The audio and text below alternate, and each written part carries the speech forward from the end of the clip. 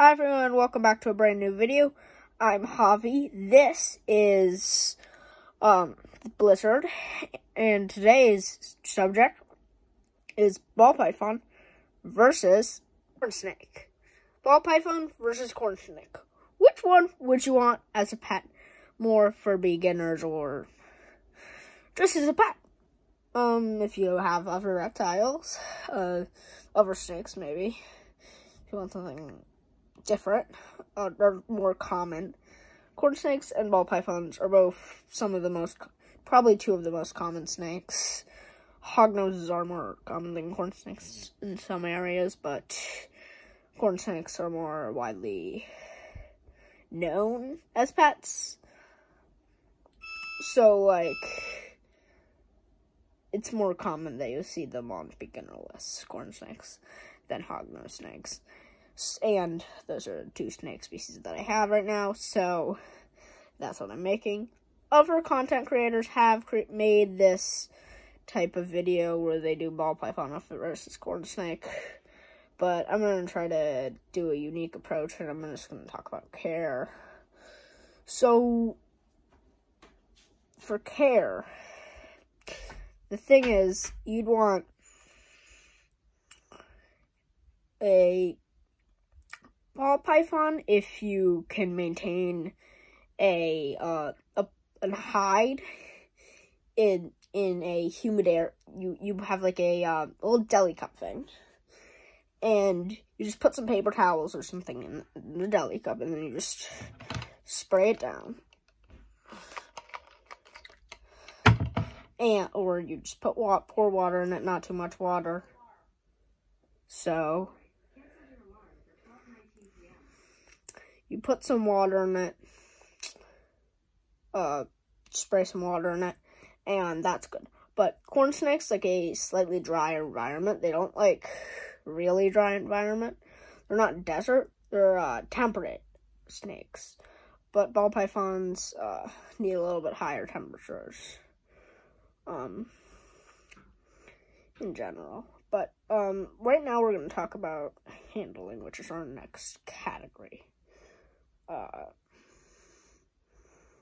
But right now, so we'll talk about, what should we talk about right now? Well, corn snakes, these aren't either full-grown animals. I want you to know that. Everyone here should know that. But these are all not small, but they're all juvenile animals. So they're not fully adults yet. Adult corn snakes would be about 4 to 5 feet. Adult ball pythons will be 4 to 5 feet, sometimes over 5 feet, sometimes under 4 feet. But generally in that range. For corn snakes, both males and females are around the same size. But for ball pythons, females are definitely larger than males. They all go 4 to 5 feet on most occasions. But there are some outliers. So if you have a baby, then you can put them in the 10-gallon enclosure. Then you should upgrade to a 20-gallon, or you can just do 6 quart, 12 quart, 28 quart, 41 quart. Those are the tub sizes that you need. Sometimes you can choose something a little bit bigger. 41 quart is like probably the bare minimum tub size for a ball python, but 28 quart is the bare minimum for a corn snake. In my opinion, I'm not just going to talk tank sizes because I'm not really that good at it. I just do it based on the size of the animal.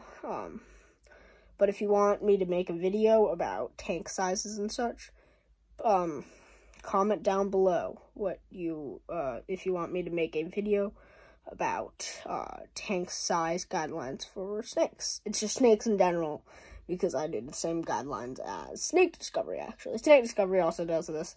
Snake Discovery is definitely higher quality. This is going to be my second edited YouTube video, but Snake Discovery obviously has better quality videos. I have an area with pretty good lighting because Charlie's enclosure is like right over there. But yeah, this is probably the most quality YouTube video I'm gonna make so far. Corn snakes are a little bit, jumpier than ball pythons. Here, let me show you. You see how much Ember right here is moving? Now do you see how much Blizzard is moving? So generally, corn snakes are usually a little bit more, I won't say skittish, but I would say a little bit more, obviously ball pythons are more heavy-bodied too, so if you have noticed so far, corn snakes are, like noodles. Ball pythons are more like, I don't know. This is their normal, like, girth, but corn snake's normal girth is the corn snake I just showed you, but the length is going to be, because if you were talking about adults. But, the thing is with feeding ball pythons is that the rodent size, not rodent size,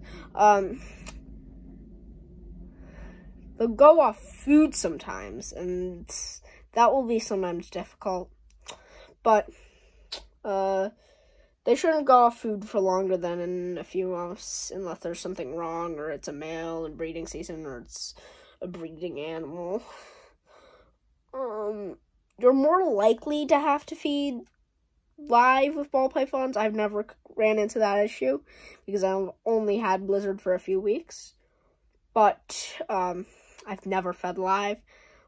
But I've heard that it's more, corn snakes are a little bit more like less picky about their food. Ball pythons like you to like move it, like move the frozen food in a certain way. Like, you can, if you just put it in front of corn snake's side, they're just that's what we'll do. I fed Ember this morning. But something we should talk about is poop. I know that might be a little bit weird, but something we should talk about is poop, because they have big poops as adults, I'm pretty sure. If you can skip this part if you're not comfortable with this subject, but if you want a snake, you'll have to clean the enclosure too. I'm not usually scared of poop. You just dispose of it in the correct way, and Bob's your uncle, Fran's your aunt. But when they poop, it's just, with corn snakes, it's easier to just, like,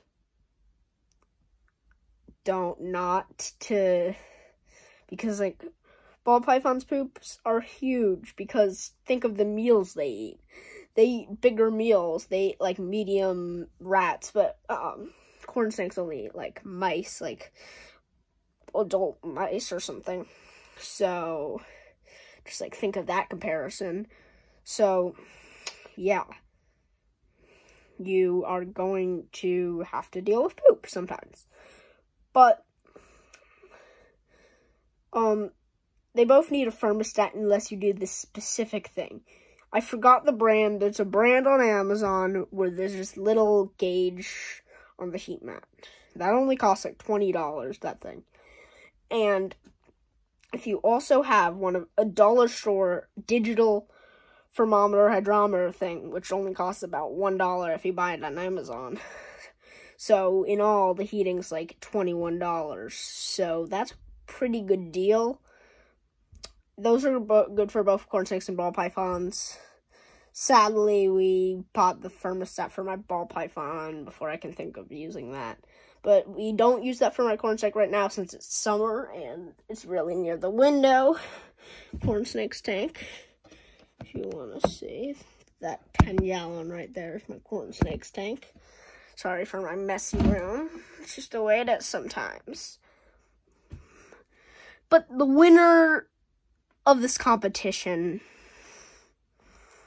is the one and only, in my opinion, it is the ball python. So, give a hand to Blizzard. Corn snakes are also great. It's a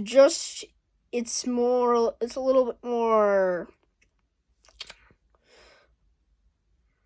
I wouldn't say hardy. They're both very, very hardy and easy to care for snakes.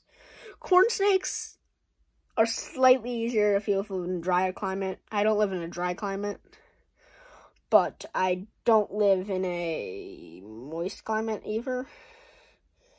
I sort of live in a dry climate. I live in a temperate climate. Corn snakes, really good for that climate. Ball pythons are good for any climate except you live in a very, very hot and dry area. I'm talking like, call it that. I forgot that area of California because, Death Valley? Sorry if I'm getting that wrong, Californians. No offense to you. But,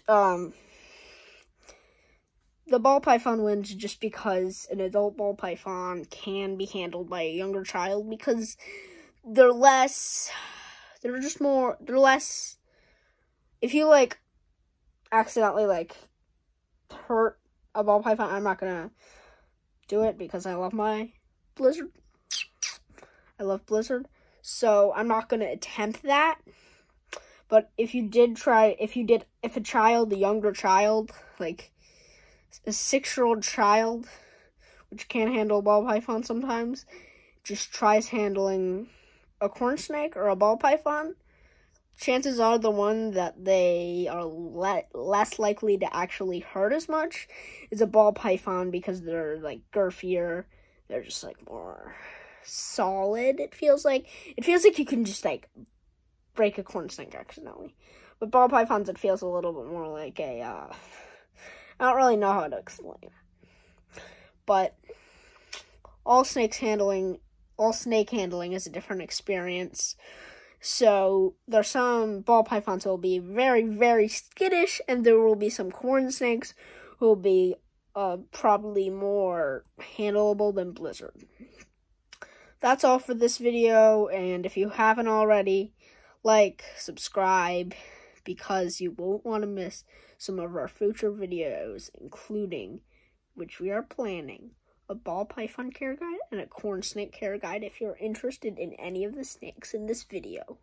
They both come in awesome morphs, though, too.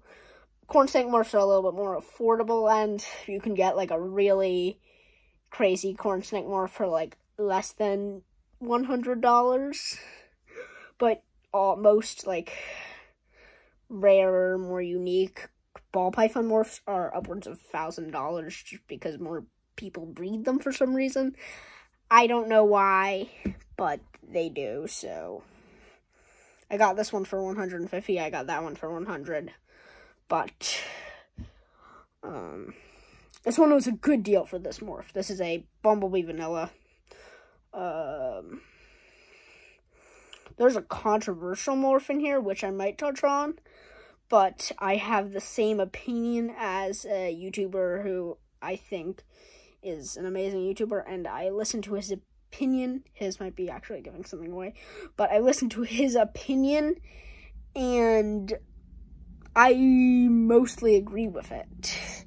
And if you don't know already, Spider-Morph is controversial. I can touch on that in another video. You just have to subscribe and stick around. And